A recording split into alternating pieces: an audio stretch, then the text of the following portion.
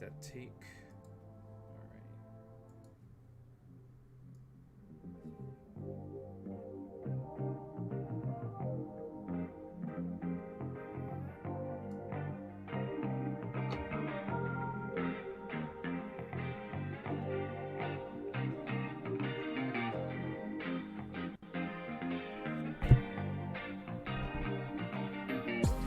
Okay, here we go.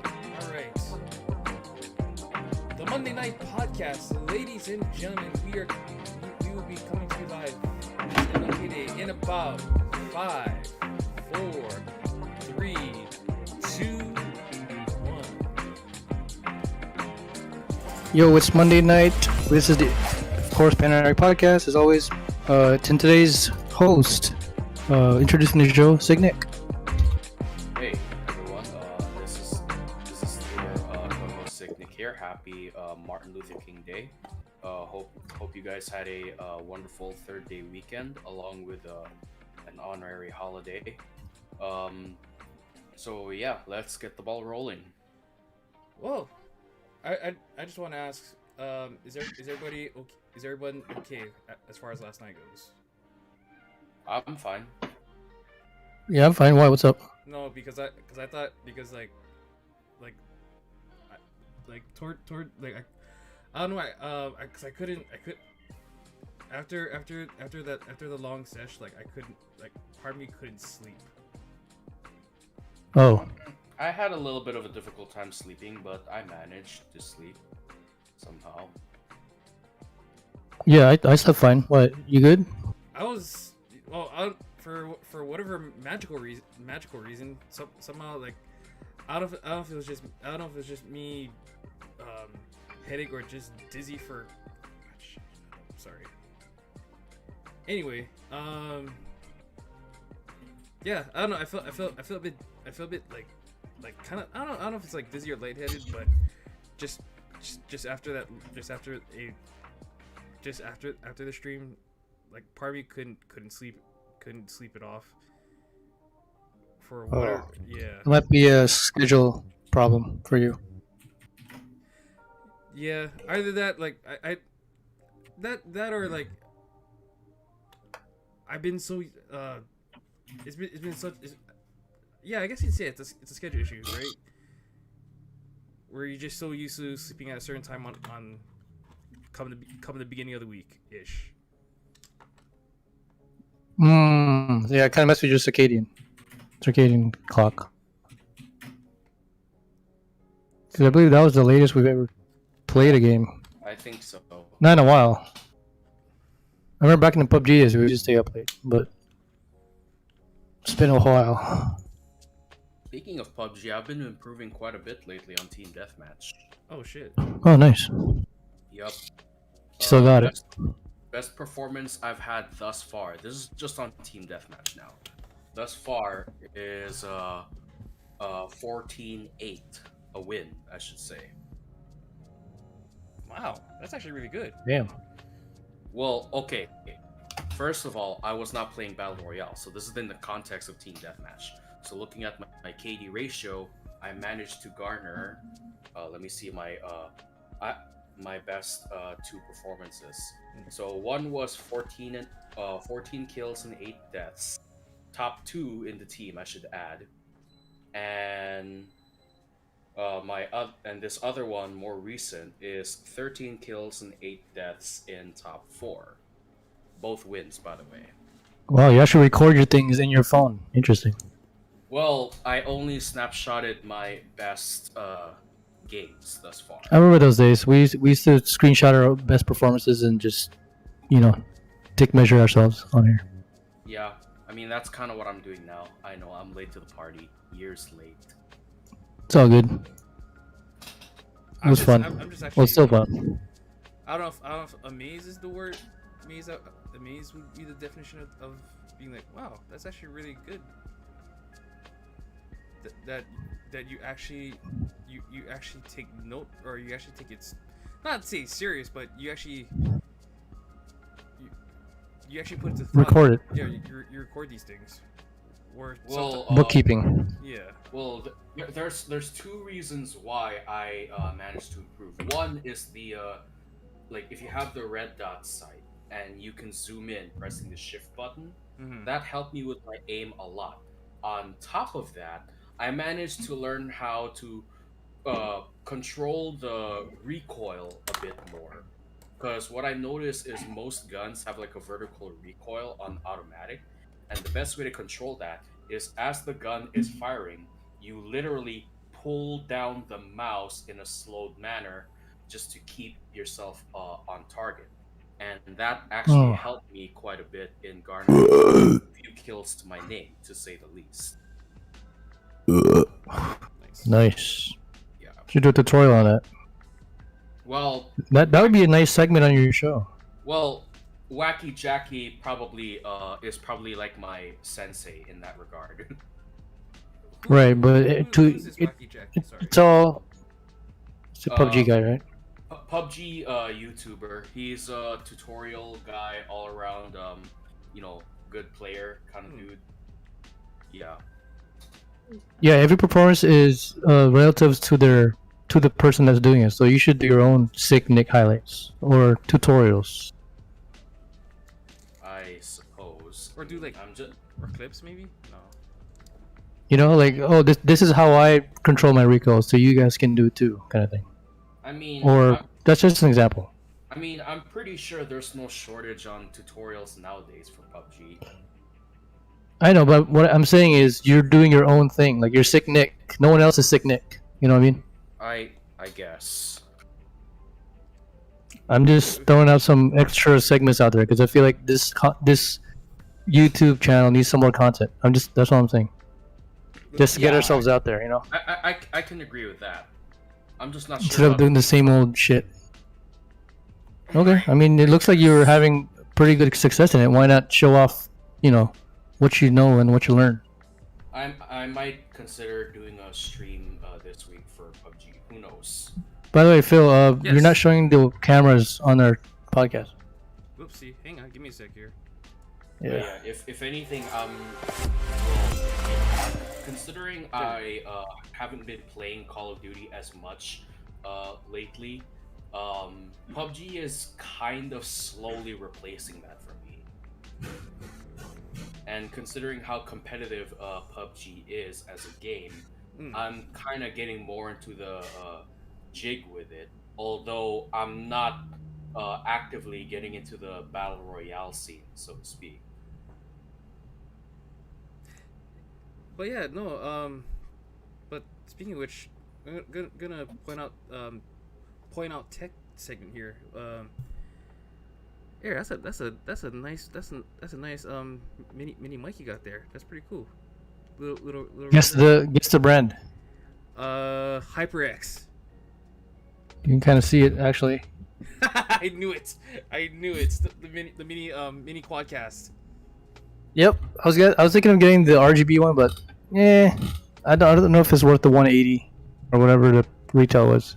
So I just got this guy. It's $40, whatever, and it sounds pretty good It does for sound $40. does sound pretty good actually. So, and it was the last one. So that's my rule on shopping. If it's the last item, and I really want it, I'll buy it. Oh, you got a call there? Yeah, no, my dad's saying dinner's ready. That's it. Oh, Yeah. you want to take it 5? No. We're good. Don't worry. I'll Yeah. I'll get it later.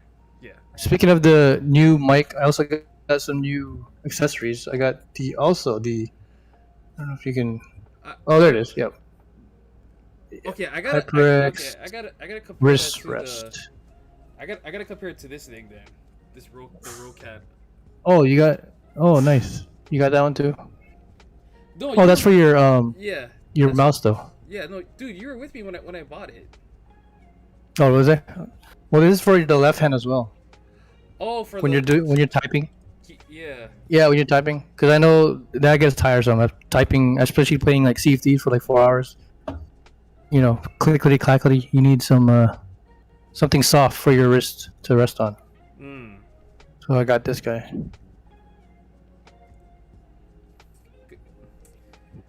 Okay, I got a curious question for you guys. Have we ever came close to ever experiencing corporal tunnel in your wrists? Like pain, like really weird pain in your wrist. Not gonna lie, last night was pretty close. Maybe because this is the new setup I have, but yeah, after like a couple hours in, I actually had to rest my hand and start playing with an Xbox controller. Oh damn. Yep. I actually played Sea of Thieves with this guy. An Xbox controller. Is it much? And that helped my is it fingers. much easier or? Not really, because you have. It's like a muscle memory thing, right? Because I'm so used to the keyboard already. So going to a controller is a little harder, but it definitely eased up on my wrist, because my wrist was hurting like crazy last night. I don't know if you guys have that problem. I'm trying to remember the last time I've come close to having carpal tunnel. I feel like I might have had an event like that before, but I can't seem to recall it because it was years ago since I last experienced it, and since then I never had it. I think I don't think it was last night, or maybe I don't think it was last night, because I want to see like back in like 2017 2018 when I was like constantly playing Street Fighter 5, because it's so much like I'll tell you and I'll explain why. Like playing on a regular PS4 controller versus playing versus playing a fight stick is a much more different mechanic.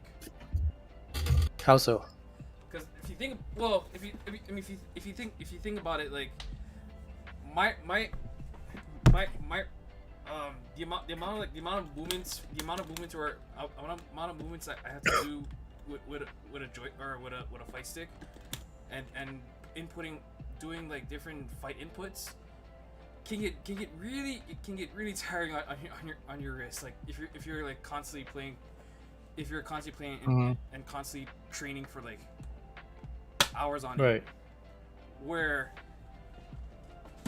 versus just playing on a regular like regular PS4 controller. Not so much. Not so much. And maybe that's just me. But I had no, like, yeah, for whatever reason I had no problem like just playing, or I had no problem playing Street Fighter 5 on a regular controller, but I only used a fight stick because it felt more natural to go with a fight stick versus using regular controller. Right. So Makes sense. I'm sure Aaron, you can relate when it comes to like Smash, like whenever you also doing like different inputs on a GameCube controller. Oh, dude, Melee is probably the most advanced controller scheme of all time. I think it's not even close. That's probably why the games is still going today, because there's new tactics and new lessons you can learn. I mean, as a non-Smash player, I could attest to that, because even though I don't really play Smash all that much, I did try my hand at Melee once, and it feels really different compared to Super Smash Brothers, or even Ultimate for that matter. If anything, Super Smash Brothers is arguably a lot easier than Melee. Oh, it's almost like comparing kindergarten and high school. Like, Yeah. I'm not putting down Smash Brothers Ultimate in general, because it's an amazing game. It is. But compared to Melee, like advanced wise, it's not even close. Like I'll probably actually show you guys later on how advanced Melee can be, and show you my hand movements as I do it. But I guess we can call it a showcase. Yeah. And Actually, let me do a small showcase right now. Yeah. And one more thing to add to my fight stick stuff. So, really quick while Aaron's setting up. So I've actually changed what we call the joystick that. Oh, sorry, you guys can't see on here. Okay, I changed this joystick multiple times, because there's different types of joysticks on fight sticks. You'll notice that this is the round top. Other ones you may have seen are like the baseball tops, which literally looks like a baseball bat. So Oh, okay. so if you guys never knew, there was actually different types of like different joysticks. And I think round Are top, there any like that have like combat advantages over one another? I think it's only just like I would say like it's just pretty much like personal preference. Okay, and how your hand is like, right? Or Yeah. thumbs. And then some people play it differently. Some people, when it comes to like the round top, they'll have their hand like this, and like the ball top will be like right under it. They'll play it like this. Where I tried playing like that, and that's where I noticed my wrist was just like not sitting too well. Hmm. So Makes sense. Alright, here's a quick showcase tutorial on how advanced Super Smash Bros. Melee is. So right now we're in, what is this called again? Uncle Punch training mode V1. So for example, L cancel training. I'll go with Falco because he's my main. Let's go to Battlefield. So this is pretty much showcasing what you can do. So short hopping, you have to lightly tap the Y or X button, and if you long press it, of course, it's a full hop. So do you have a green light here? Or? yes, yep, we're good. Okay. So that's just one button. There's already two inputs for one button. And also there's a fast fall in the game. So see notice how fast I'm falling? Yeah. Because I'm holding down on the D-stick after I reach my apex of my jump. If I don't hold down, it's like a really slow ascend. Sorry, this would be a better. See how slow I'm going down? Yeah. But then if I hold down, it's a lot faster. Which I can go in the combo. So wave dashing is pretty much air dodging on the ground and using that momentum to slide across the stage. And you have to angle your controller to the there's 6 notches on a GameCube controller. Yes. You need to angle it, you know, left or right, down though. You can't go up, or otherwise you do this weird thing. And you don't want that in battle because you'll get punished for it. Yeah, that's wave dashing, and then of course L cancel. See, there's this little frame thing on the bottom there. 2 out of 7. So you have 7 frames to hit that L button before it's not an L cancel. See how if I don't press it, see how slow he is? Yeah. So that means your combos will be messed up with this. But if you do it really fast on time, that's how fast he is. And then once you finish that animation, you can actually hit him again with any other move. Especially the Shine. Shine's probably the best.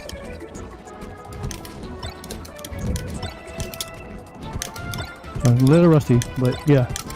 If you get it going, that's how fast you can hit your opponent. And then, again, I'm moving my fingers like superhuman speed because this game requires that amount. So that's another thing is platform dodging or platform dashing. I can attest that platform dashing is a lot harder than I thought. Yeah, it's really hard because you have to like time it as you're going. See, I wish I could slow-mo this, but because Melee is just that fast of a game.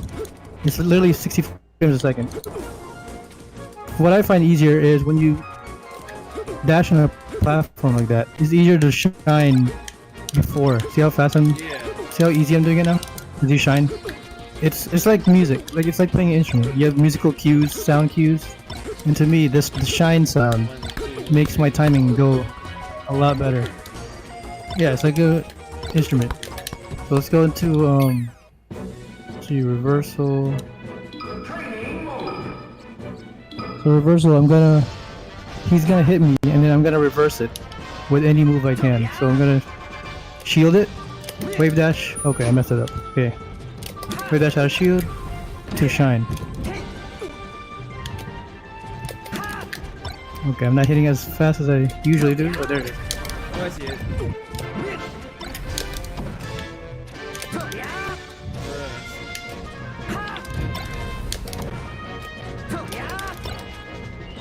Or you can just down air shine. That's the easiest one. So down air shine would be. Sometimes the shine is hard to hit. Yeah, pretty much. It's like the basic 1-2 punch in boxing, I guess. Yeah. The 1-2 combo. Yeah. is the downer shrine. I see it. But yeah, that's pretty much the gist of how advanced melee can be. Any questions? The downer shrine, that's already tough enough already. Holy fuck. Downer shrine? Yeah. That just show you like how hard this game is. Like this took me years of practice to get to this level. And honestly, I'm not even really that good yet. Cause just a high ceiling. Can we change that? Cause I swear last time we did a tournament at the old house, that was me like years ago though. I was not. Well, I was like what, 5th place. Still you. On a melee tournament. Still you. No, the time we had Daniel, Firefly, and freaking. Oh, dude, Firefly's #1 on the island, dude. Yeah, but you held your. I got own my ass whooped. No, but you held your own against them. I guess. I was not, you know, satisfied with my performance, but if you say so. So here's another thing. Wave no. Ledge dash, sorry. Ledge dash. Okay, I did it there. Nope. See when you don't input it right, it does a. Yeah, it resets. Right, no. Yeah, see? I'm not doing it right because I'm going too fast. There you go, that's one. I hope that I find that shine helps a lot too. If you shine before it. But you have to time that shine like really like fast, yeah. Okay, so let's put all that practice into action. Let's do a couple rounds here. Okay. On some level 1 CPUs, just to show you, the combo game of Melee and how much more complex it is than other Smash games. Right. So the reason why I picked Falco as my main is honestly he has the most swag combos in the game. Like maybe it's not the most optimal, but his combos are just out of this world. That's why.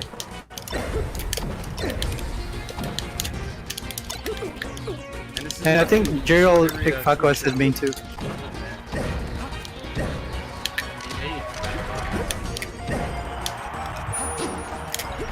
Oh, I almost got the banner there. But Fox's Firefox has a huge hitbox. That's why he got me first. God damn, I hate when that happens. But I love it though. I hate it, but I love it. And the thing with Falco is like he's not fast on the ground, but in the air he's supersonic speed. So he does have that advantage for Fox. Kind of. Yep. On the air, yes he does, but Fox on the ground is incredibly fast. I guess you see that's what makes him like the. Whoops. Went too far there. Two different sides of the coin. Yeah, pretty much. That's why they're the best in the game, because they're so fast. They're pretty much Neo in Matrix, Yeah. Because their movements are just. Another thing with Falco is his short hop lasers. See, if I just laser him, he can't come close. Don't spam it though, because obviously better players will go around it. He's just eating those lasers though. You can, and that's a way to counter it. But again, don't spam those lasers because they can easily punish you. Yep. And this is level 1 CPU, so I'm just having fun right now. But if you play a level 9, then that's another story. Oh, he tried to taunt me there.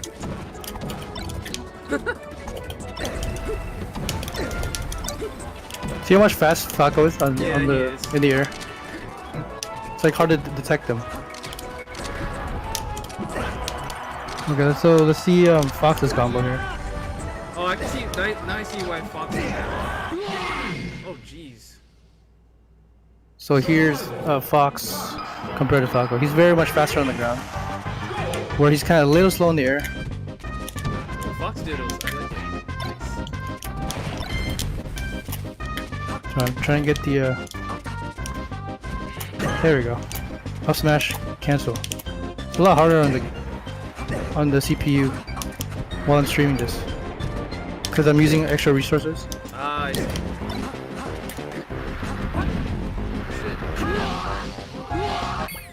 Sorry. Let me try a level 9 Level on Fox. Holy shit. Wouldn't that be like fighting against a player already? Almost. Yep. See, he already hit me first.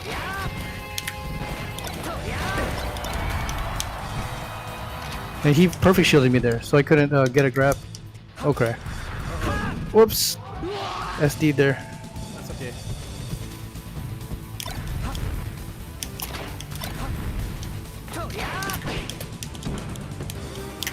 And I canceled his get up attack there by hitting him before he gets it up. Nice. Same with that one. Nice knock on the tilts. And when he punches you like that, like jabs, you can just hold down and jab cancel or crouch cancel and then hit him back. See how I'm holding down there and just hit him. Wait. And again, Spaceys, Fox and Falco's best attack is the shine, obviously. For just one frame. It always hits before any attack in the game. It's a little cheap, mind you, but it's in the game, so why not use it, you know? True. There's a shine again. Jab cancel. Oh, he got me there. Again, this is level 9 CPU, so he's no laughing matter here. I don't blame you.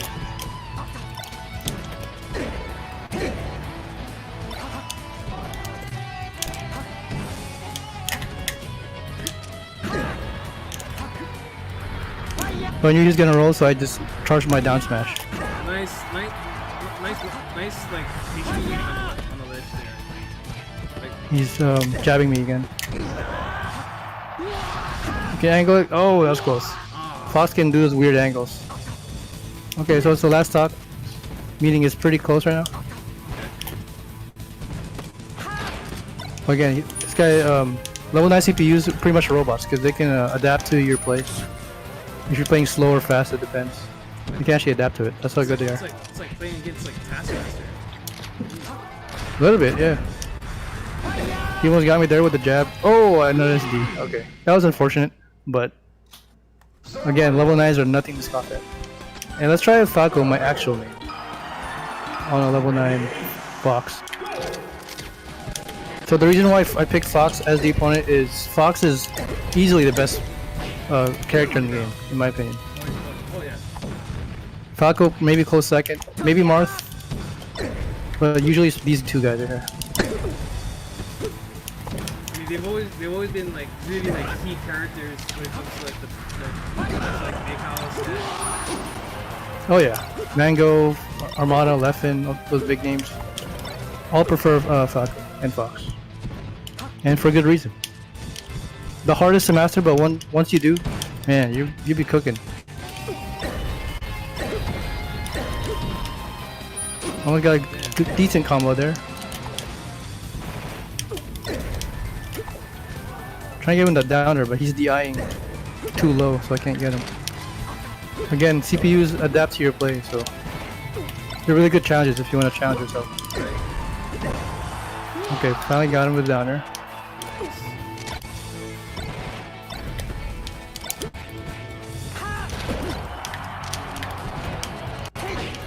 Nice grab by him. Oh, he got me with his get up attack. Oh no! Nice. ESD there. That was unfortunate on his part. He's not going for the kill, so I might force lock him. Is there a certain point, like, if you are gonna, if you're trying to recover back in the stage, is there a certain like? Oh. What do you mean? Like right there. Like, Oh, he got me there. And he talked to me a while. Oh shit. Is there a certain what, Phil? Like, you know, like on the bottom of the stage where you're able to kind of like bounce right back up. Okay, got him. Like, Yeah, that's called meter cancel. You have 2 frames to hold up before you get hit and then go back on stage. But if you don't hit it within that time frame, you're pretty much dead. So, okay, I'll do one more match with Marth because Marth is every Falco means what's that? Achilles heel, I guess. yeah. Because he has such long range with the sword.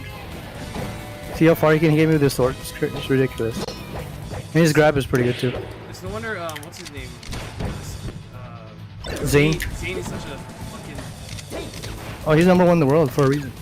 Badass. And Marth is a big reason for that, because his sword is ridiculous. Almost got him with a downer. The thing with Marth is though, you gotta keep pressure on him so he doesn't get to you with his sword or grab. And Falco's perfect for that because he has the guns. But then again, he can par-shield me. See how fast he's par-shielding me? That's nuts. Pretty much reflecting. That's nuts. He's actually reflecting your laser. Yeah, par-shield. And those are 1 frame inputs, so that's how good he is. Yeah, he's pretty much reflecting all my guns right now, or all my bullets.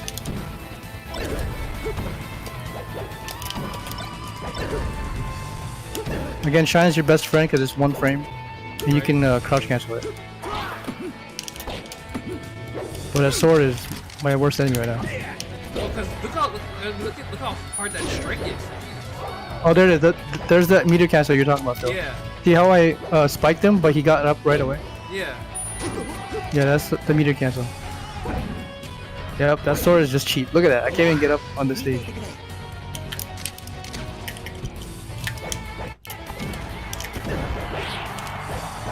However, if you get Marth in a combo, it's hard for him to get out because he's really slow. So all he has is that sword. That was a good short hop there. Oh Wow, he's good. Yeah, he's not even dead yet. Okay, there you go. Alright, so it's a pretty close game. 3 stock to 2, but anything can happen.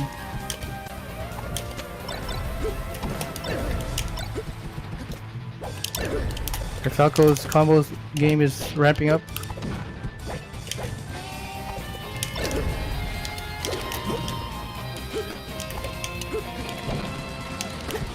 He's kind of losing focus right now, I think. Oh, there you go. He got me with the sword. So now he's sided 2 stocks to 2.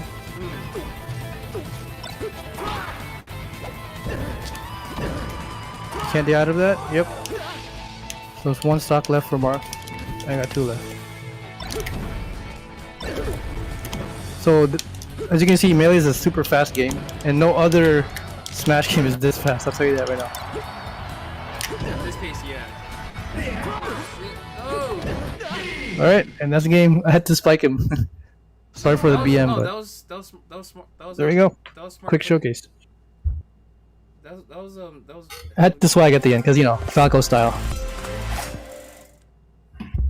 But yeah, takes a lot of practice, and just like any game, really, practice makes perfect.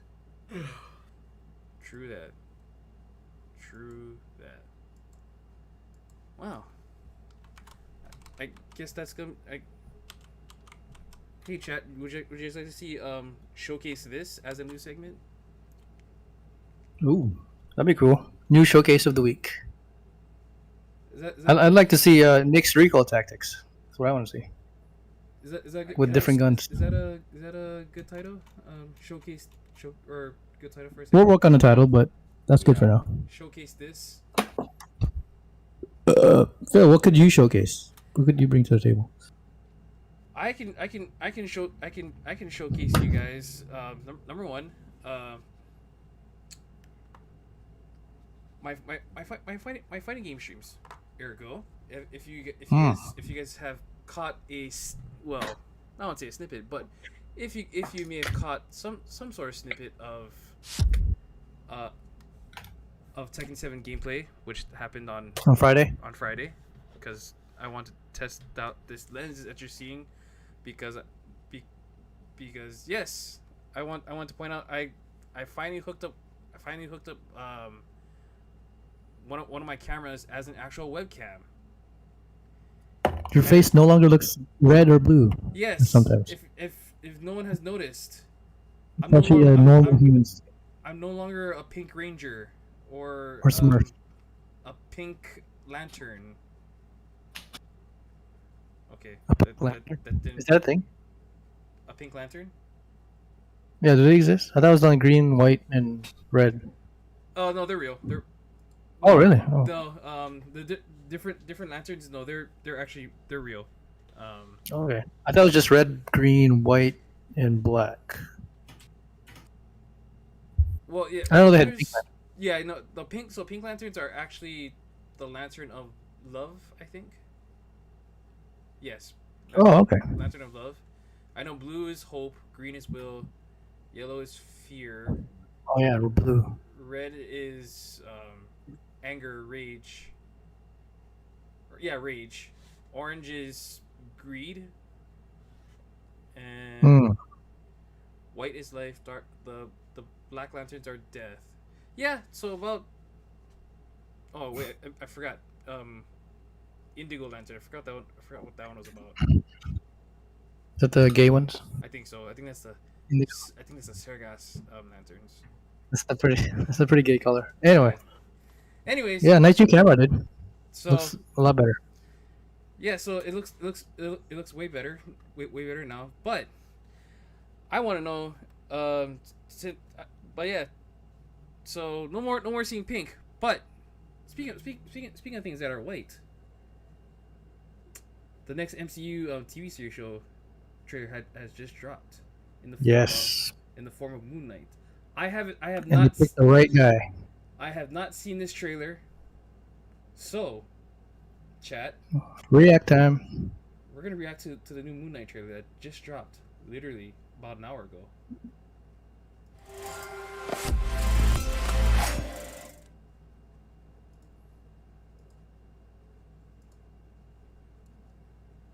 So Here we go. so we're about to discover the MCU's version of Batman. Hmm.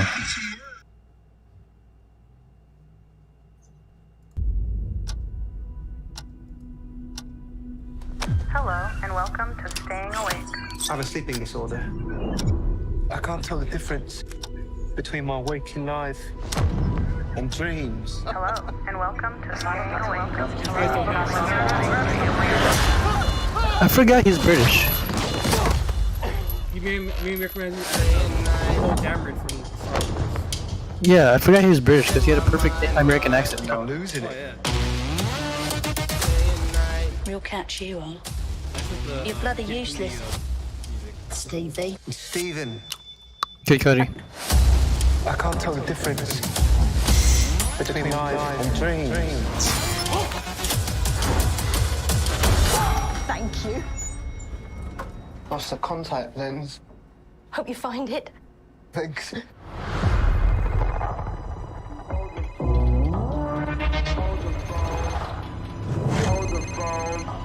Now hold the phone. Yeah. Oh my god, you're alive. What's wrong with you, Mark? Why did you call me Mark? It must be very difficult. The voice in your head. Co-leader. There's chaos in you. Is that Ethan Hawke? What the hell is he doing? Embrace the chaos. Oh shit! Damn.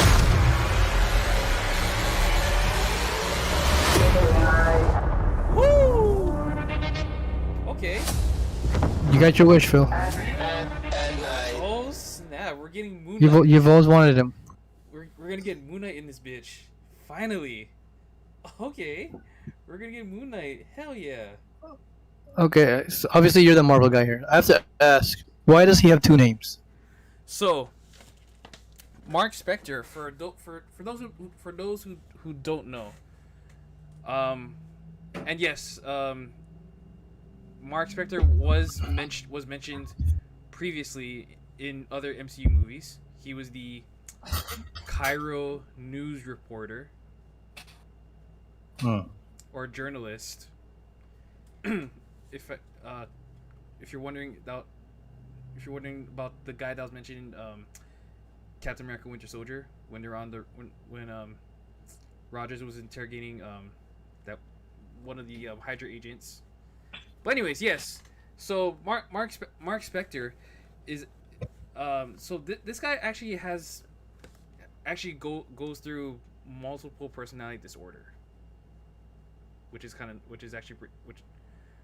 that's the thing with Moon Knight. Like he separates the identity of, like, he's like it's like Batman and Doctor Fate kind of mix. Where in this case, Moon Knight takes over Mark Spector, and actually becomes this vigilante. Interesting. So who's Steven? So Steven, the Steven character, that's what makes this thing very interesting when it comes to the multiple personality issue. So Steven would be another of his identities that he would flip through. So whether one second he would be Steven, the other second he's Mark Spector, the Moon Knight. So that's what this series is that's what this series will pretty much base will literally kind of base its story on. Okay. And this will be one of the first this will be like one of the first shows that will actually that will introduce horror within the MCU. That's right. Besides Doctor Strange. Didn't they try doing that with New Mutants? They kind of well, kind of, but not really. Oh. I don't know. Well, I don't know. I didn't see New Mutants as horror, honestly. Okay. And oh yeah, just so you know, nothing X-Men is still yet in MCU. Yet there is very big evidence. There is very big evidence that X-Men is already existing within the MCU. But technically New Mutants is not MCU, so yeah, doesn't count. Okay. Although it is some parts horror, but officially MCU, I think Moon Knight would be the first one to incorporate horror. And then Madness one, the Madness, what's it called? Oh shit, I'm kind of Doctor Strange. Oh yeah, the Multiverse of Madness will be following that trend. And that's also got horror. Yeah. So in a sense, yeah, Moon Knight would be definitely that first character, one of the first characters coming to the MCU that will bring that level of horror. I mean honestly, I'm still waiting to see I'm still waiting to see a new an actual. I'm still waiting to see more stuff that they're gonna do. I know they're already. I know already they are already doing Morbius with Jared Leto. Mahershala Ali as Blade. So we're definitely getting those. And I can't really count Venom as horror. Not really. Yeah, the comedic undertones kind of overwhelm it. They try too hard to be funny, pretty much. Yeah, so I can't really. Yeah, was not a big fan. Yeah, I can't really count Venom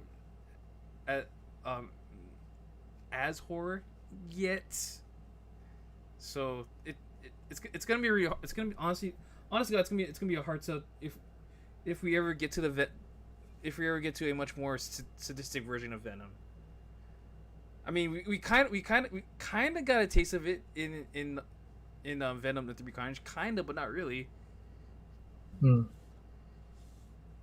So, I have a question tying into that. Sure. What is your guys' definition of horror? Because there's a lot of sub definitions of it, in my opinion, and there have been many different types of horror movies in the history. So to you, what is horror? A recent example would probably be House Beneviento in Resident Evil Village. Oh yeah, that's a pretty good example of horror, and horror done right, I should say, despite my hatred for that segment. Explain why it was so effective to you. Well, first off, when you enter, spoiler alert for anyone who's never played the game. How it works is like this: you enter the house, and you're expecting enemies like lichens to come at you in the house, but literally nothing is there. Like you just walk around the house and literally everything looks so clean, organized and neat. Like it's like somebody just left the house a few minutes ago and you're kind of invading it, so to speak. But when you get to the part where you see this lifelike replica of your beloved wife on a medical table of sorts, then that's where things start to go wrong. And then eventually you go down to the basement, you see this horrifying baby-like creature chasing after you, and you have to escape. Like you cannot defend yourself against this thing. You have to escape it as best as you can. Can I just hide Which under the bed? thankfully, huh? Can I just hide under the bed? You can, but that's not the only way you can do. You can, hide from it. You can also hide in these lockers that is big enough for you to step into and to close the door. But yeah, I'm not gonna lie. I've actually like although I could have completed the game in just a week tops, the reason why it took me longer than expected to do so was because I really did not want to go through House Beneviento because I was already aware of what was coming. And I did give you guys a sneak peek a couple months ago, if you guys Oh yeah. recall. Yeah. Actually, last year, but Mm-hmm. and how I told you, I actually took an hour break Yeah. mentally to prepare myself. Mm-hmm. But yeah, I think you make a good point there, Nick. That the anticipation of something happening is pretty scary. Well, yeah. Well, first, the way it's set up, the way the horror is set up, I think is very effective because going back to the beginning of entering the house, everything is calm, almost to an eerie manner. Like you would never expect going into a Can you hear house. a pin drop? Yeah, you can't even hear a pin drop. That's how quiet it is. But when everything goes wrong, that's when you're forced to be on your toes for this. All your senses just flare up. Oh shit! Yeah, it Oh it, shit! it goes it goes beyond DEFCON 1 levels of high alert. Like Wow. you know something's coming for you, but you don't know what it is and you don't know where it's coming from. And sometimes our own imaginations scare the hell out of us Yeah, it all the does. time. I mean, I remember at one point playing the game when I managed to unlock the double doors. That is basically the wedding date of Ethan and Mia. Uh, his Mia, not my Mia.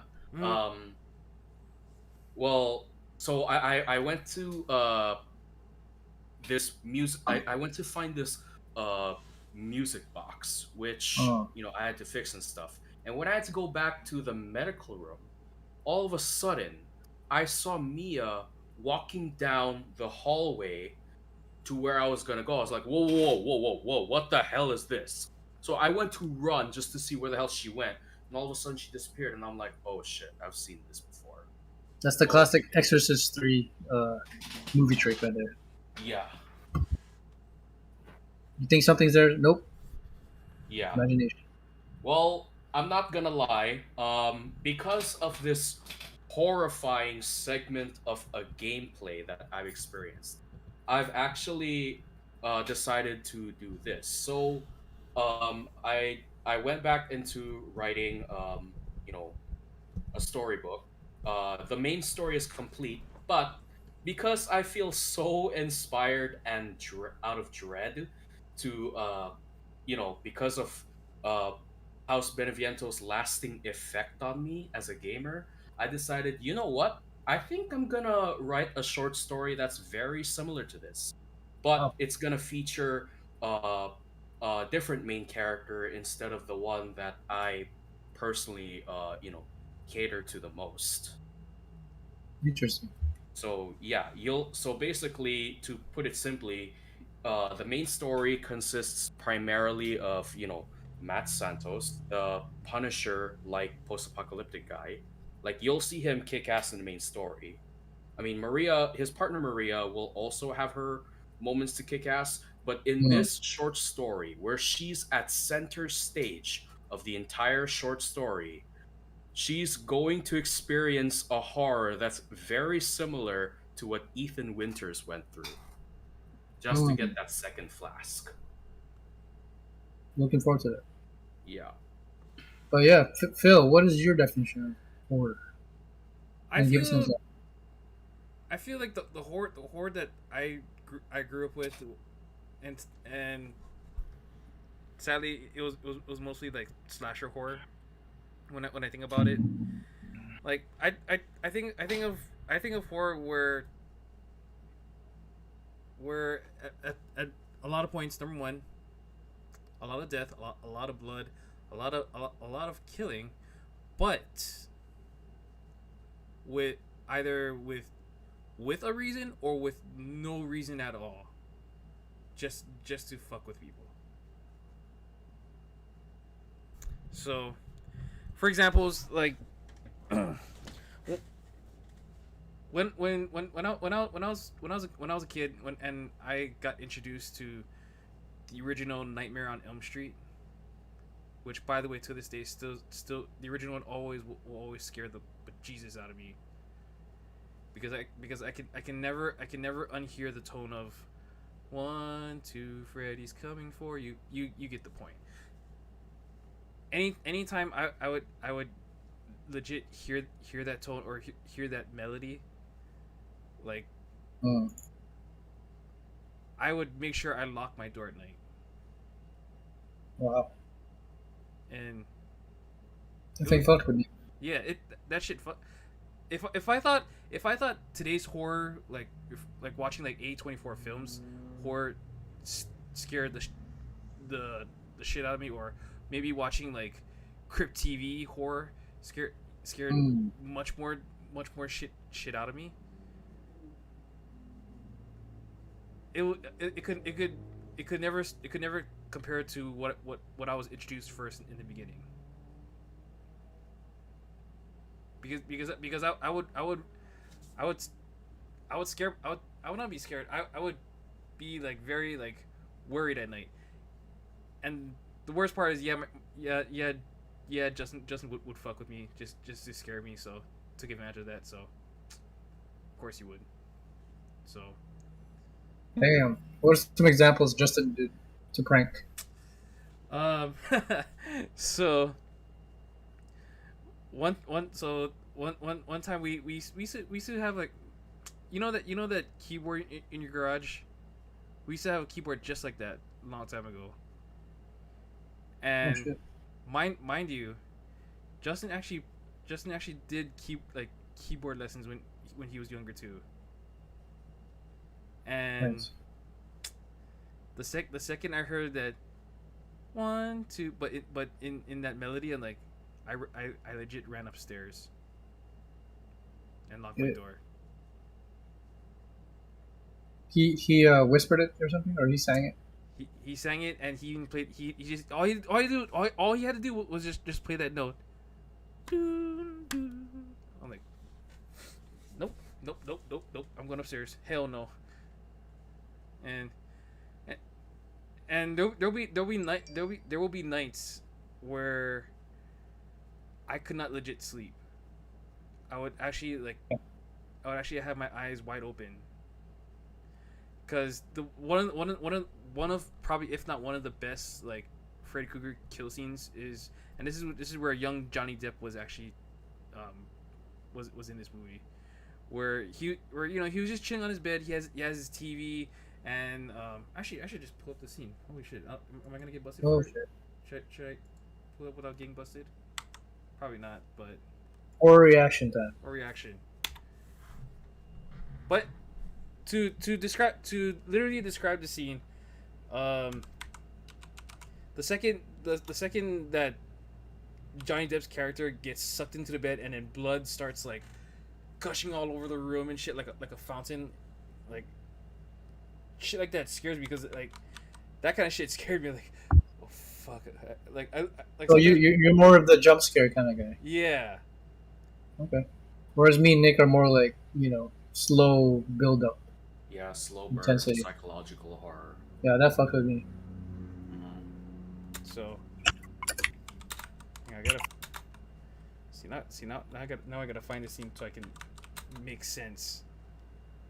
Yeah, like the moment I can see a locker room big enough to fit in, I'm like, oh shit, I think I know what's coming. Mhm. Yeah. And sometimes not seeing is even scarier than seeing. Yeah, that could possibly be even worse than seeing the horror itself. Oh yeah. Let me see. Can I pull this up? All right. Let me try. So we're genuinely reacting to this old clip. So don't bust us. We're genuinely reacting. And kids, if you're watching this, go to sleep. Anyways.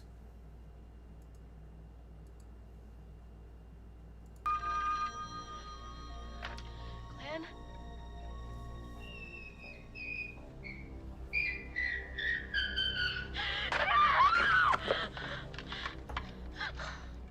Although I do have to say she was kind of a I know main brilliant. characters are supposed to be heroes in the movie, but she was kind of an annoying main What if character. Glenn tries to call?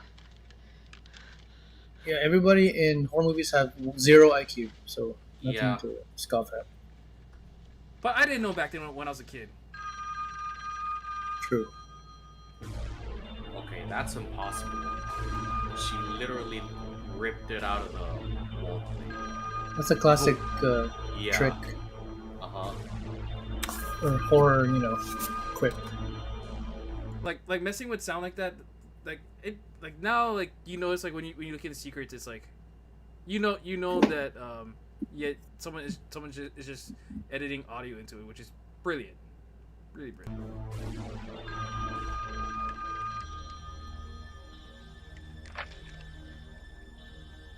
Well, That shit scared me. That fucking shit scared me. That shit was so gross.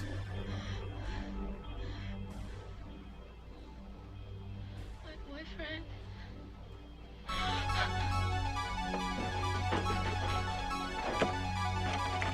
Man, don't you guys love? Has anyone ever Lock, loved like lock. 80s synth horror music? I locked it Oh, all yeah. up. I had to. This is the golden age of You are horror going to get slasher. some sleep tonight if it kills me. Give me the key, Mother. That's ironic to say. Right. I don't even have it on me. See?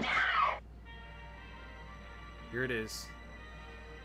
I didn't believe this was actually Johnny Depp's like years later on. Wow, he looks so young. Shit, he could easily be 16 in this movie.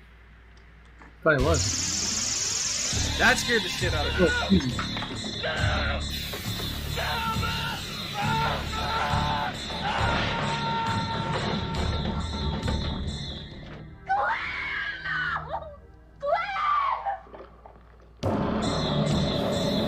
Ooh. Reminds me of The Shining scene.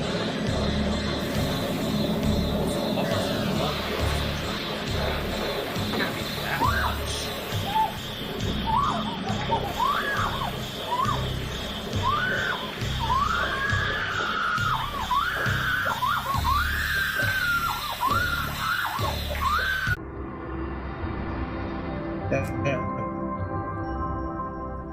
Yeah. Still guess you feel? Yep. Till this day. To this day, that thing Oh. still gets me. I don't know how. Here's his design. Uh-oh. Yep. Hello?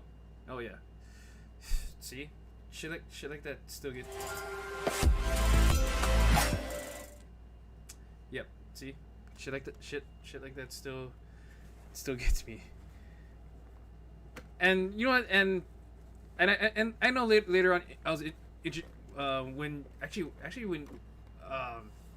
know I was introduced later on to the much more psychological horror and stuff.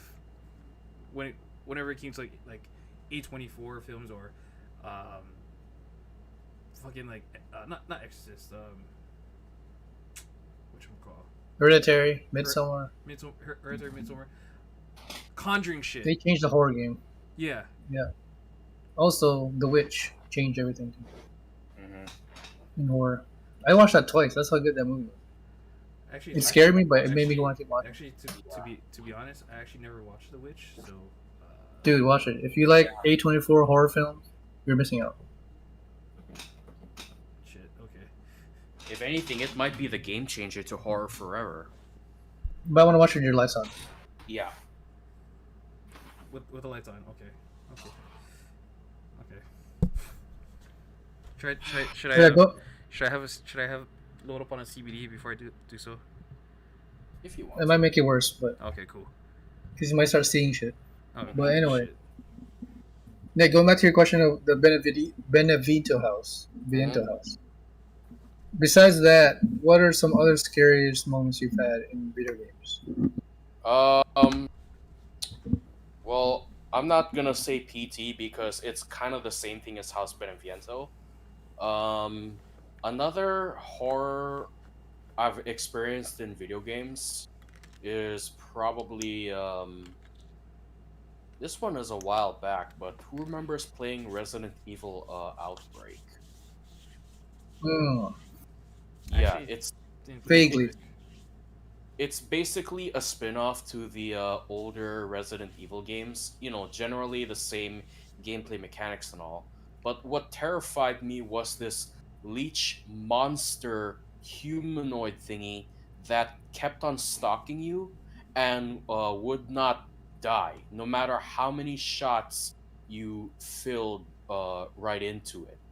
Like, because I had no idea what I was doing at the time, I didn't know that he had to die by a heater, a furnace, pretty much, like some kind of a laboratory that has controlled temperature. You're supposed to raise the temperature and pretty much cook it alive, so to speak. And yeah, I didn't know that was the only way to kill it. But considering these are leeches that he carries all over his body, that makes sense because realistically, leeches don't do very well in extremely hot environments. So yeah, if anything, the other thing that terrifies the hell out of me in video games, other than House Beneviento, is probably that leech monster. If you don't know how to actually deal with it, like when it was a new game at the time, which by the way was very ahead of its time. Like, time did it dirty. That's how ahead it was. I'm pretty sure a lot of people had no idea how to deal with that one stalking monster. So yeah, that would probably be like the second thing to terrify me in video games. Okay, interesting. For me, it goes to show that Fear is still one of probably the scariest game I've ever played. You know that game, Nick? Yep, definitely. I know it very intimately. That was one of my favorite games as a kid. I played it, and I pretty much became a man being that game. But the DLC to that game, Extraction Point, is even scarier, and I'm about to share a couple scary scenes here. Oh, here we go. From the Extraction Point Fear DLC. So, again, if you guys have a faint of heart, get some CBDs or something ready.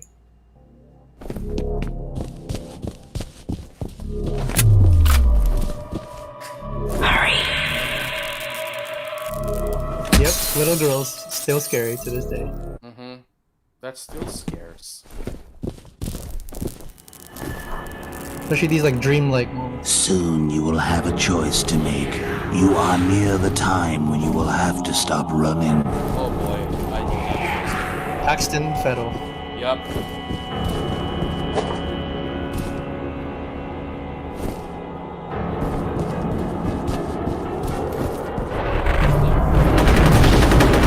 Yeah, fuck that. Shoot the hell out of this. I still don't know what those are to this day.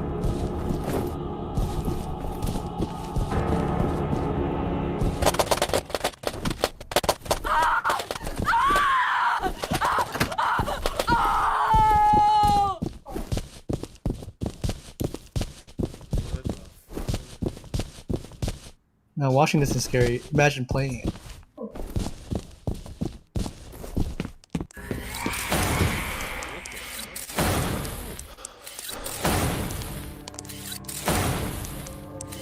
Sorry for the spoilers. Oh damn. Yeah, I was pretty pissed off when she died because she's one of the main characters. Very unceremonious.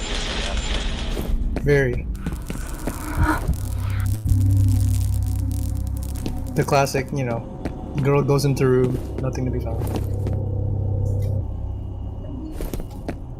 And if I have to say, there are some Benevento house clips in here too that they probably took influence from.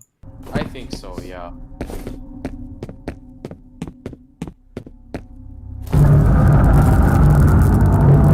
Oh, hell. Hell no. Yo, where the stairs at? Huh? Where the stairs at? Fuck that. Yeah. Okay, yeah. The hospital always gets me, even to this day. I actually have to turn the light or something. Oh, hell no! Say no Hell more. no, not Say no Benevento again! Say no more. Welcome to PT. Say no more. Right? Man, fuck that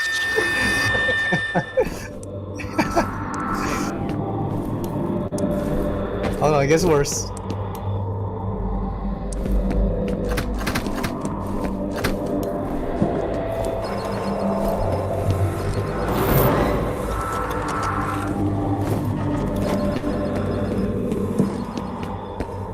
These hallway scenes.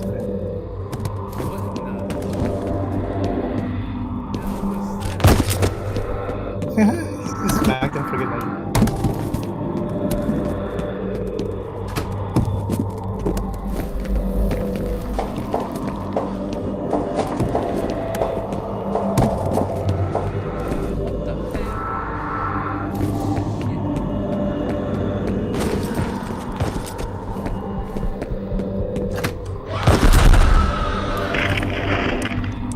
And that, folks, is how you make a horror game. Mm-hmm. Welcome to Fear Extraction Point.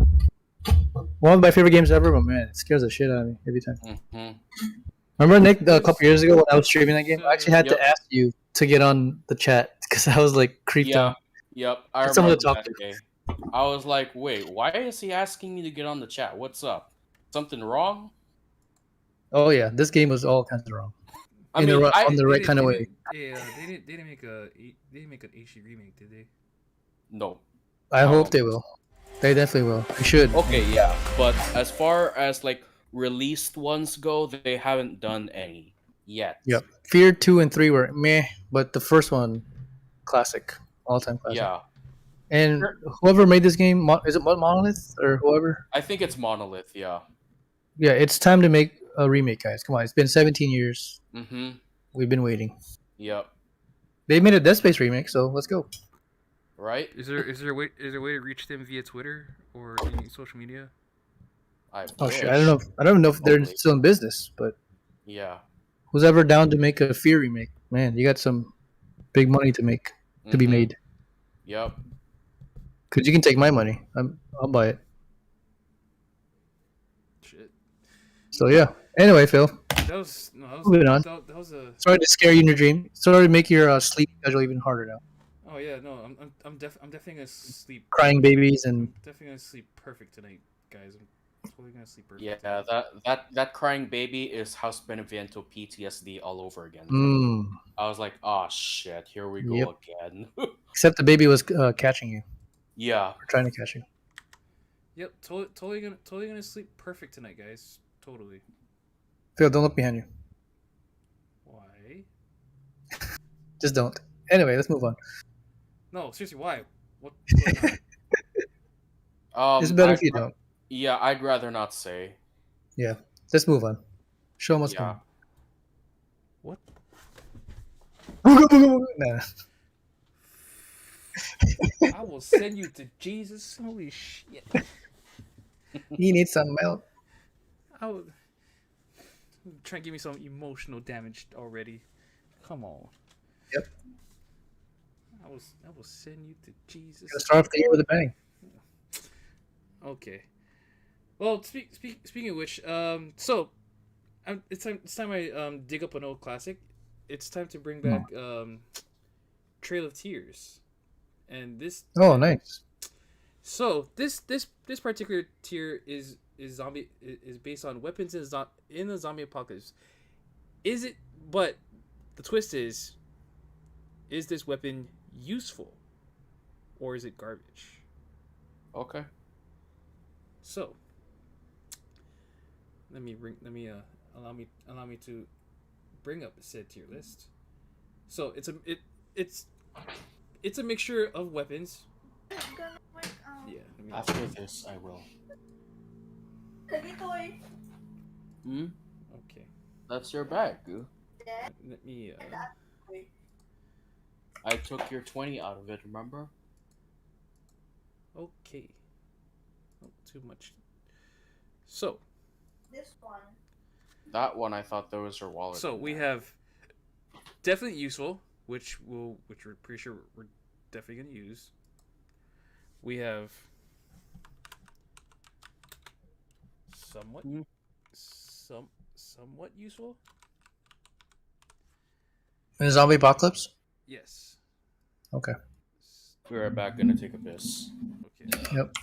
So as you can see in the tiers, sorry, I should flip this thing. Hang on, let me turn off the. There we go. Much better. Turn up the light in this bitch. Okay, so yeah, definitely useful, somewhat useful.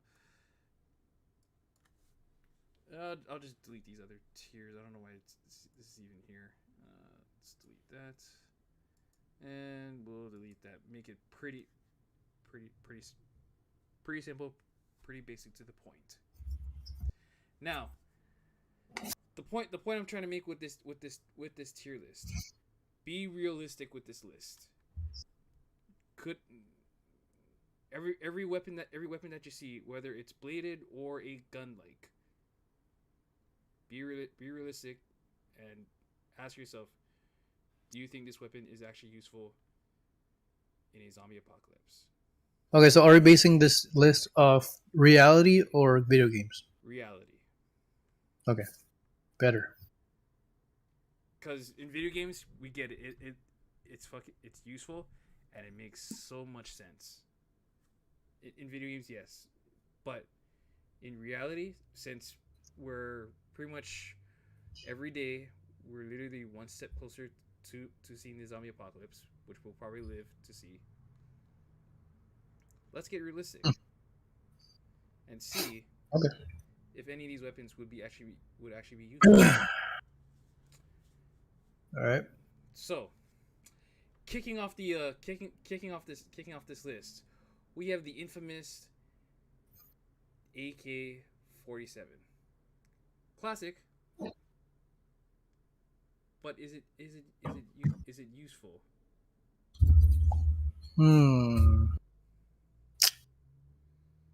Let's say somewhat useful because it's for again reality. It's heavy and it might jam on you when in the time of need. So it's not definitely useful, but somewhat. Okay. And you might run out of ammo. That too, and okay, in a case scenario where you in video games, you're not gonna find an ammo dump anywhere. No. So whatever you have, that's what you got. there we go. So I would say somewhat. So yeah, I agree. Somewhat useful. Standard issue weapon. Okay.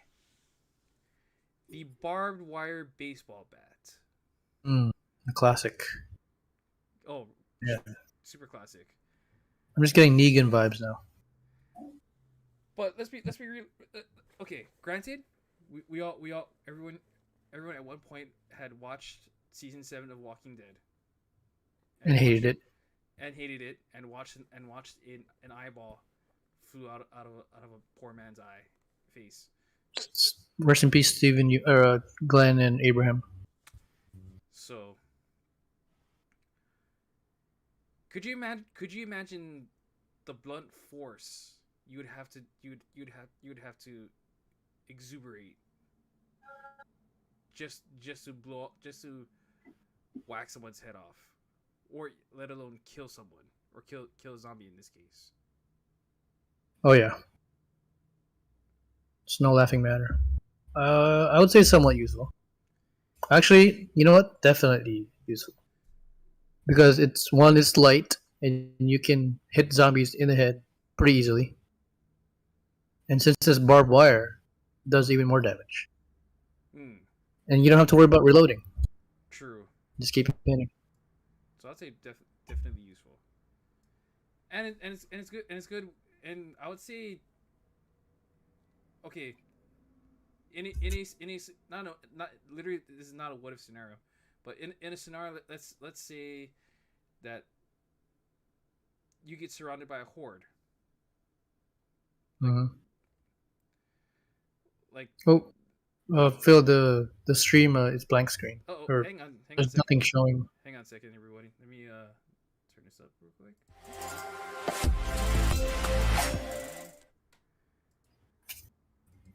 Okay, let me move you right over here. Give me a second here, guys. Okay. All right. Sorry for those who couldn't see that. So recap. Yes. Barbed wire baseball bat. Useful. So, AK-47, somewhat useful. All right. Next one, the long bastard sword. Ooh. Is it good for crowd control? Yes. But a minus, it is heavy to carry. Very heavy. And you would have to put an exuberant amount of force just to swing it. So I would say somewhat useful. So it does. It's not garbage. Yeah, so it does have its perks. But honestly a little more cons to me because it's a little too clinkety, too big. And in my opinion, would not be that much useful, but it's somewhat useful because it does damage. One of our friends. Oh, Nick, welcome back to the show. Welcome back to the show. So, yeah, sorry. No worries. So we're ready. Oh, okay. So welcome back, Nick. I brought back a classic. It's the Trail of Tears here. So in this Trail of Tears, we're using we're using weapons that are useful in a zombie apocalypse. We're not basing this off video game logic. Sure. Reality. So and we'll also be putting in real case scenarios. In this. So as you can already see, we have definitely useful, somewhat useful, and garbage. You agree so far, Nick? To a point, yeah. I mean, the sword, I'm not entirely sure why that would be somewhat useful because, you know, it in some ways it's kind of like the melee bat where it does have its uses. Whereas the only thing is it's a lot heavier than the bat. That's why we put it lower. Okay, I guess that makes sense. But usually guns, most of the time, it can be useful, but up to a point. After that, it just becomes any other blunt weapon. And again, based on reality, not video games, you can't really find a lot of ammo crates or whatever lying around. So whatever you have is what you got. Yep, pretty much. I also stated... Anyway, I also stated one next? positive was that the Bastard Sword could be good for crowd control. Or sorry, should I say horde control? Yeah, same thing. Okay, this next item, the compound bow and arrow. Is it kind of like a gun? It does have its uses. Yeah. The thing with this though is you can actually take the arrow back and use it again. Yeah. So I would say definitely useful to me. Yeah, you can reuse it. I agree. and you have to be as good a shot as Dio Oh, to use it, not too shabby. because you can't be too shabby. Okay. Next, Oh, not not too too shabby. shabby. Okay, Okay. Next up, we got the 50 the caliber, Deagle. the Desert Eagle. Mm. Honestly, pistols to me in real life probably not that good. Even the Deagle, shorter Yeah. clip and recoil is ridiculous. Well, depending on the Especially that. caliber, yes, that does stand true. I mean, generally, pistols do have their place in apocalypses, but unless you can find plenty of ammo for them, they're only useful up to a point. And even Right. then, if you have a rifle or a submachine gun, they won't really see much action unless, your main weapon has ran dry, so to speak. I want to say somewhat useful because the caliber is a little bit for Desert Eagle for 50 cal Desert Eagle. I mean, if you can wipe clean like one good clean headshot, yeah. I mean literally but it would have to be like literally at close range. That's if you can actually control the recoil, though, because deagles are ridiculous to control. Good luck trying to not hit your head with that. Yeah. So in reality, point if you're not don't know how to use it often, it might be doing more bad than good. Yeah. To me, that's my opinion. So shall we deem it? No, yes. I wouldn't say it's garbage, but it wouldn't really be very useful in most situations. It might have some exceptions, but Phil, you should put another tier list, not garbage or not useful, instead of somewhat useful, Useless. Okay. yeah. or right below somewhat useful, not useful, Let's go. because the Deagle I think is in between. Yeah, Let's go. in between garbage and somewhat useful. Not useful. Somewhat Not really useless. useful. Not really useful. Yeah. I mean, isn't that the same as garbage? No, because garbage is complete garbage. Like you can't use it at all. Okay. All right. Whereas not really useful is you can use it, but to very limited, extent. Okay. Garbage you can't use at all because it's terrible. Okay. Well, Next one- ooh, next a one- sawed-off. Yes, a sawed-off double-barrel shotgun. Video game probably awesome, but I don't know about real life. In real life, good luck finding ammo. Yeah. I mean, you might be able to find ammo depending on what state you're in, but even then, don't use it liberally. You know what I mean? And it really isn't that easy to, as video game state is, to reload it. It's not that easy as it looks. Mm-hmm. So I put like by the Deagle, honestly. Yeah, not exactly useful. The double-bladed axe. Oh. I guess it's somewhat useful. I mean, if it's Yeah, yeah. if it's Double-bladed. if it's like two-handed, like it's like a pole arm almost, then I would put that as somewhat useful. If it's like a two-handed. Okay, so somewhat. I would say like by the sword.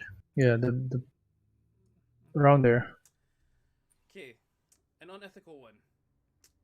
Excrema sticks. Let's say in a situation that neither one of these weapons were in your position, but somehow you came across Excrema sticks. What is that? I thought that was a pool cue. I thought No, so too. basically they're hardened bamboo sticks. That's national. The kalimba sticks. Yeah, it's the national martial art of the Philippines, basically. Okay. In my opinion, not entirely useful. Because even Maybe if to a it's human, but not a zombie. yeah, I mean maybe it might kill a few if you get like a really good, clean hit to the head, but as far as like against crowds, I doubt And it. zombies. Yeah. And by the time you've used all the energy to kill one, you'd be so tired by that point. Yeah, So, What are we saying? what do you think, Nick? This might hurt for me to say, but I'd put it at garbage. I'm Right. sorry. Yeah. Not exactly practical for a zombie apocalypse. Okay. Fair enough. Fair enough. Next, we have our joke weapon. Oh, you're gonna share the solo for Right? Stairway to Heaven Yeah, sure. This. Oh yeah, to the zombies. for zombies, a Fender Stratocaster as a weapon. Could it? If you couple that with an amp, you could kill some zombies. Maybe. Totally with sound. I think you might go make- deaf going. Yeah, just Do make it. the music really, really loud, and wear some earplugs while you're Yeah. at it. But could you? Power of sound. But could you bluntly kill a zombie? Probably not kill, honestly. You probably break the guitar before you kill something. Mm-hmm. So. I wouldn't use it, honestly. Okay. Mm-hmm. Just Yeah, A sorry. real axe, not that kind of axe. Just needed a joke weapon because apparently in movies I would think guitars would actually work on a blunt force with a zombie, but Nope, life is not Hollywood. so speaking of Hollywood, we have the infamous fire axe. fire. Yeah. Huh. I've always wanted to hold one of those. It looks so badass. A fire axe, honestly, it could have its uses. I wouldn't say it's useless. Okay, Hmm. I'm gonna throw in this throw in for crowd control purpose. As a crowd control weapon, I don't know, because that thing's pretty heavy. I know because I held one. Okay, so Really? Where? When? wait, yeah, This was in a firefighter field trip years ago, like Oh, back okay. when I was in elementary. Yeah, that thing is real heavy. I was gonna say, I mean, when it's did you not- try to train for a firefighter? Well, okay, first of all, I wasn't training. This was a field trip, so Right. they allowed kids to kind of like take a look and see what being a firefighter is like. And one of the axes, I held onto it. It felt light, but also kind of heavy at the same time, Top depending on heavy. where you were holding it. If anything, it's kind of like holding any other axe that you have to use with two hands. Yeah, I would say just looking at it, it'd be too heavy to really use usefully. Yeah, So to use effectively, so not really useful. not really in my useful. opinion. Yeah. Not useless, but not practical in most situations. Yeah, and you might get it stuck in a zombie and then Yeah. trouble getting it out. Mm-hmm. fair enough. I agree. But it's good, but it would be good to like break down doors with. No? Okay, maybe not. Oh yeah. But again, it's not gonna be very often you'll run into those situations in a zombie apocalypse. I mean, it may be, but I would say half and half, depending on where you are. Okay. True. We have ourselves a grenade launcher. Okay, in my opinion, I'm gonna have to put that at garbage only for one reason. Why is that? Good luck finding ammo for that. And good luck doing actual damage with it, because more than likely it'll probably go ballistic and bounce around before it. You might actually kill yourself using that thing. Possibly, yeah. But I'd be more worried about finding I'm ammo. pretty sure the recoil would be nuts. Actually, recoil's not bad because Yeah, the recoil it goes isn't off that the yeah. 'Cause all you It's hear is- not like a 'cause all you hear gun. is that little poop. bad. Yeah, Yeah, it's not really a ballistic like a gun, but yeah. it could ricochet and kill you, or kill something else. Fair. All right, back to more pistols. Ooh, the Glock. We have the Glock 19, Well, we have the Glock specialist here, Nick Cauton. Go ahead. sir. Glock 19. I mean, Glocks are pretty widely available and cheap in most states, but unless you have a steady supply of ammunition, I would not call it definitely useful. I'd say it's more useful than an AK though, because it is easier to find ammo for it. That's true. Plus, AKs are illegal in some states. Wait. But So again, good luck yeah, finding ammo. Okay, I did. I'd say right above the AK. Yeah, above the AK? at least right above the AK. Okay. Yeah. Fair. A katana. Personally, I don't think it's really that useful. I know for Unless you're a badass samurai from Yeah. the Edo period, I don't see you using this at all in anything useful. I get it. Michonne looks really badass with it, but let's be realistic. I would love to hold one and use it for like melons, but killing zombies, no. As beautiful Probably as it not. looks, so I'm sorry. I love you. I love you, katanas, but I wouldn't say garbage though. yeah. Yeah, I wouldn't put it at garbage. It has its uses. So next, I believe here we have ourselves an M4. So an AR-15. Yes. Well, all I gotta say is kind of like the Glock. I hope you have steady supply for it, cause you know, it might not be completely useful. Okay. So yeah, like around the AK area, Yeah, somewhat useful if you find ammo. That's it.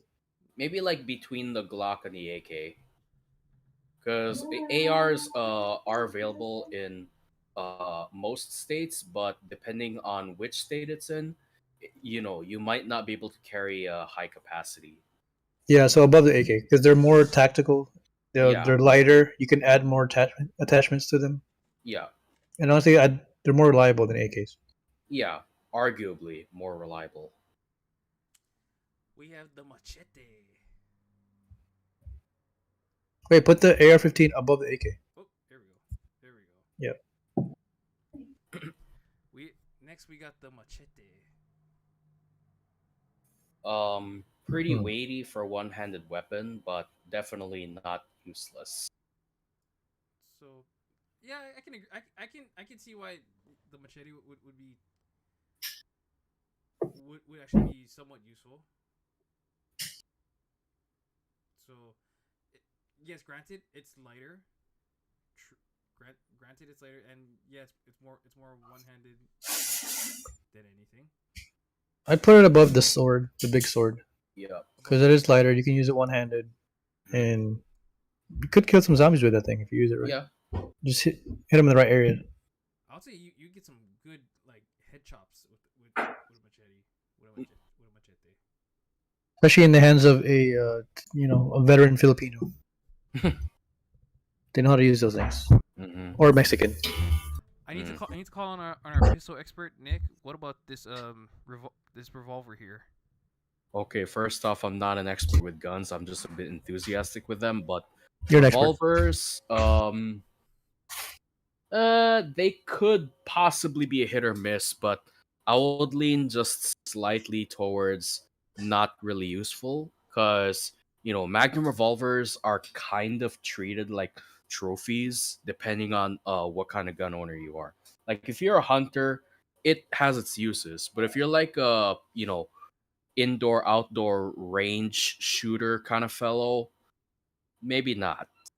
If anything, they make great pistol whips. yeah, Oh, yeah. I mean they might. If anything, they're kind of treated more as like vanity items these days, because then nowadays it's all about the auto loaders and the assault rifle. Yep. I would think like I'm not playing devil's advocate here, but I would think it would be like not a side weapon, but it'd be like you're kind of like your last weapon on you. No. It'd be great to kill some. To kill, definitely, it definitely kills. But again, like Nick said, it's not really practical anymore in today's age compared to other things you have now. Mm-hmm.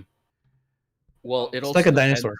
Yeah, it also depends if it's like double action or single action. Because if it's single action, then you have to be cocking the hammer every single shot. Whereas double action, there's no need for you to actually do that. But considering what this revolver looks like, I'm assuming it's double action.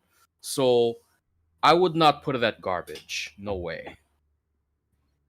In terms of Russian roulette, it'd be very useful. I guess. Yeah.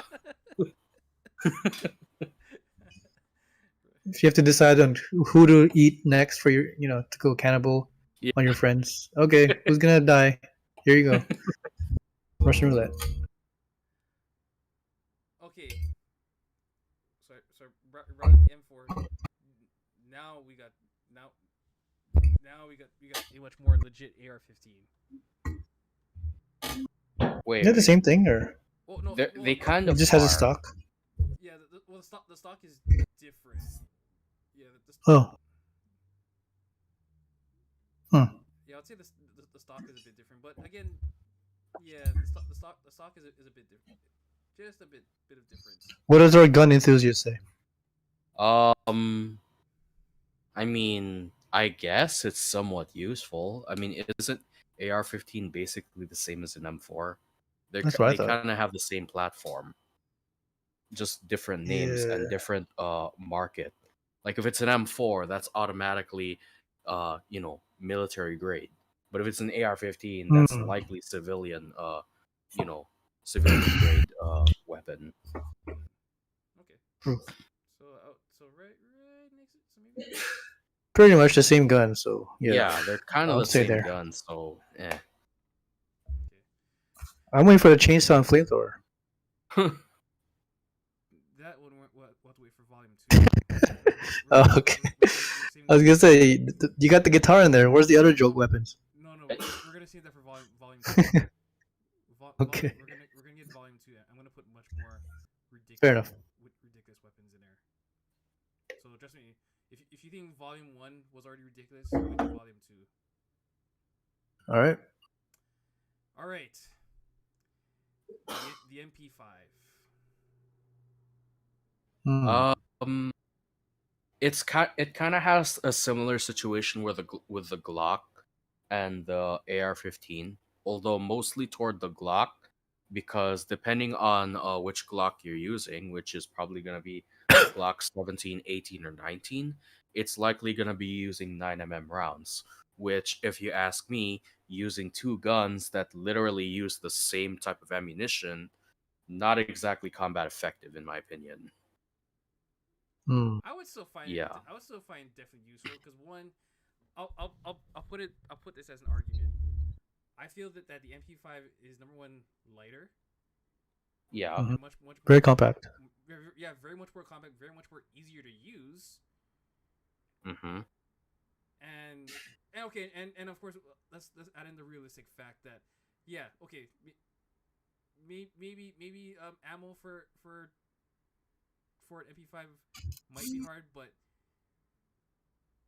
not really. I think finding like 9mm like rounds couldn't be possibly that crazy, that far. Yeah, I mean, it can't be as hard as finding, say, 5.56 or 7.62 by 39 millimeters.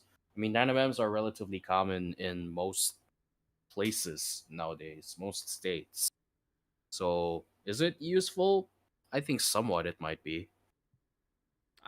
And not to go off tangent here, but I'll argue definite. not to go off tangent, but because of COD 4, probably it's my second favorite gun of all time. I'll just say that. Weapon. Plus, you actually have an excuse to slap. Yep, I love the slap. It probably doesn't work in real life, but I'd like to try it. Actually, to kind of educate you on that, it's sometimes recommended to slap the charging handle. Okay.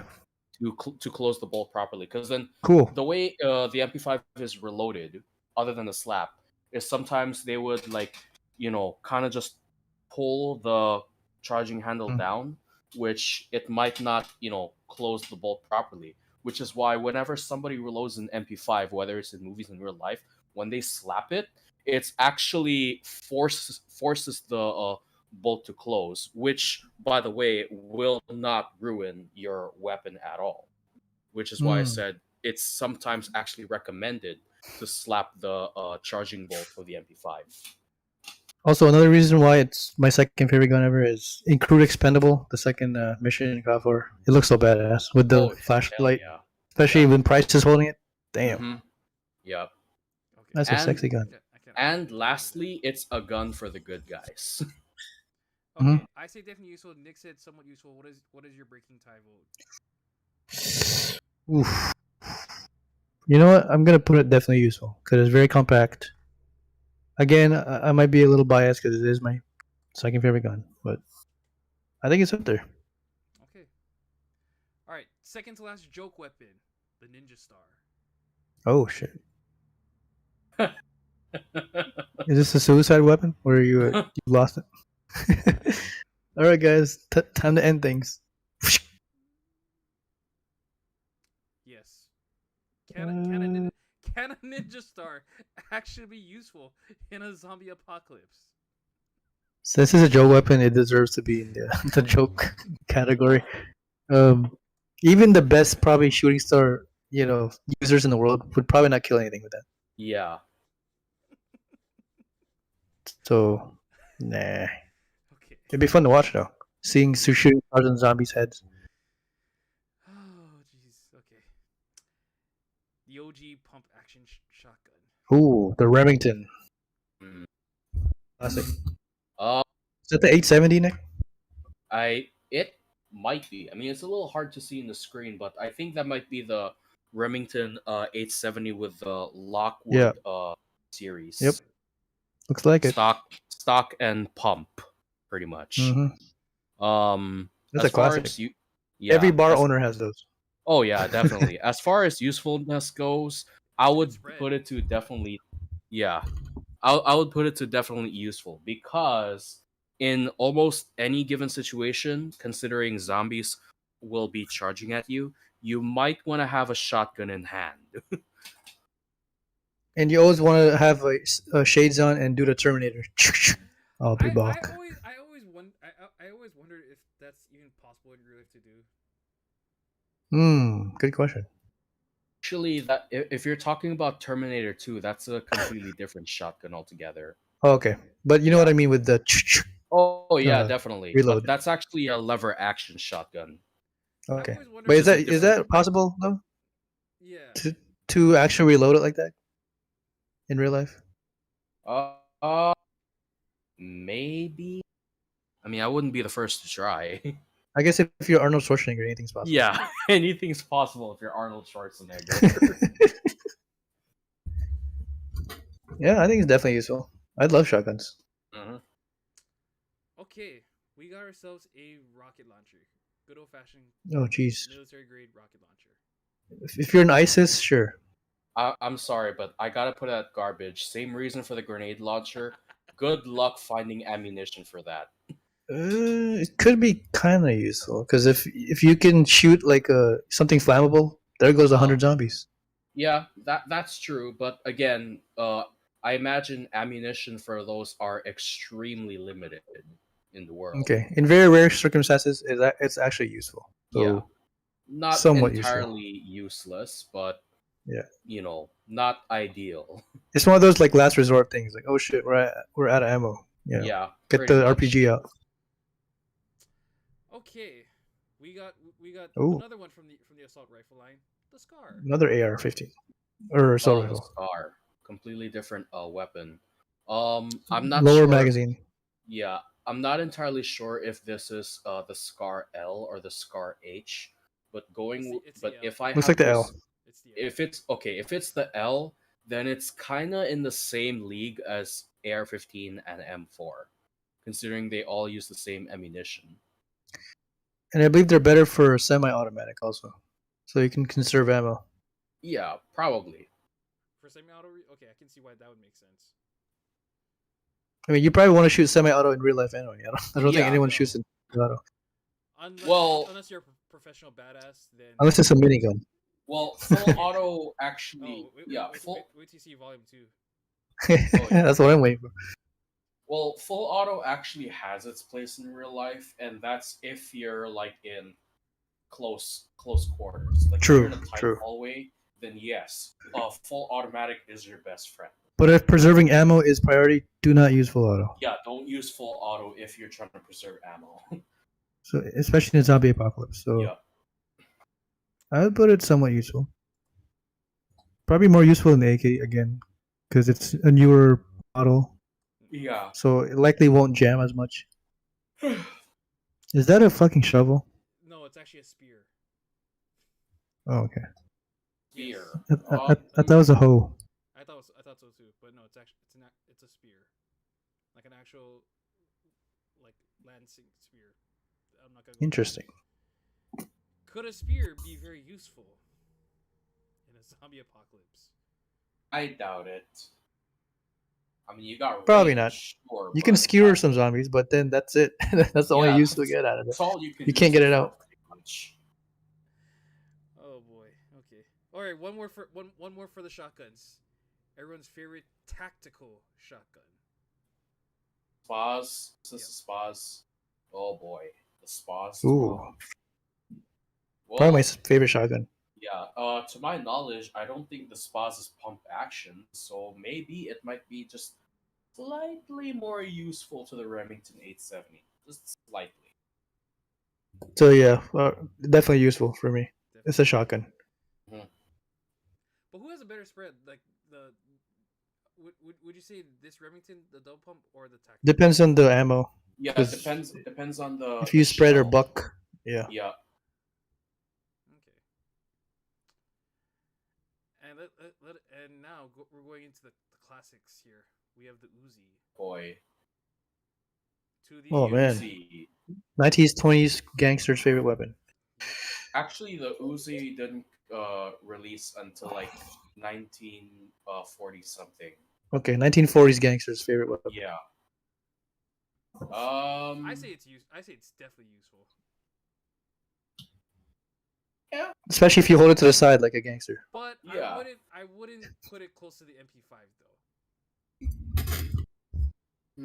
Fair. What does it use, Nick? 9mm, same as the Glock 19 And how's the recoil compared to the MP5? As far as recoil goes, it apparently it seems like manageable, I guess. I mean, some gangsters actually like hold it one-handed for whatever odd reason. But then again, if you're smart, you might want to have a stock on you at the very least. But what about zombie apocalypse? Is it useful? In a zombie apocalypse, well, that depends on where you are. Like if you're like in a tight corridor, it's probably going to be helpful. But in open space, I don't think so. I put it below the AK. It's kind of weak too. You'd have to use a lot of ammo just to kill a zombie. Yeah. If you can kill one. Oh, if you aim, that's if anyone here, including myself, if we can actually aim it at the zombie. Yep. Okay, this one. Oh, we have the fastest RPM gun. Yes, this one. Boy. Up there. Shout out to Dio, the Vector. The last one. You gotta waste a lot of ammo with that. Yeah. I mean, if anything, this is probably the only gun I know on this list that uses a .45 ACP. So, considering it's a military-grade weapon, it definitely has its uses, but again, good luck finding ammo for it. I would personally, and this is just my biased opinion, I would actually put it definitely. To Dio is very useful because he loves that gun. Yep. But I feel like you would just waste the clip pretty easy and nothing to show for it. So. I don't know. To me, I wouldn't be using it. I wouldn't put it. Same with the Uzi. I would not put it close to the MP5. I would say like right below the. I would say like maybe like maybe in between like the Uzi and like the MP5 is where I would. That's fair. That's fair. Yeah. So let's see, like maybe like just right at that smidge. That's a lot of guns you have there. I was hoping for more fun weapons too. Oh no, trust me. Some crazy weapons. The more funny, the volume Volume 2 is gonna have much more funny weapons. So I guess the top 5 here advance to the next round. Yeah, top 5 are gonna advance to this next round. So the barbed wire baseball bat, the bow and arrow, the MP5, the double barrel shotgun, and the tactical shotgun will make. Hold up, I think that's the pump action shotgun, the 4th weapon right there. Yeah, pump action. Excuse me. Okay. Pump action and tactical shotgun will these 5 right here will make it to the next round. And trust me, this next weapons tier list, it's gonna get. There's a lot you're missing. I'll say that. Oh no, trust me. Some fun ones. Trust me, volume 2 is gonna we're gonna get there. We're gonna get some ridiculous ones. Okay. All right. So wait to see volume 2 next week. Shoot. So, well, with that being said, thanks everybody everyone to tuning into the Monday Night Podcast right here on Panoramic Gaming. Make sure you guys drop a like, comment, and subscribe to the show. We appreciate you guys watching the show every Mondays right here. Till then, tune into our next stream whenever this week. So hell, might be tonight if we do back for blood. Who knows? But anyways. Yeah, let me know. But anyways, again, thanks everyone. Like, comment, subscribe. We're out. Have a great week. Goodbye and good night. Boing. Peace.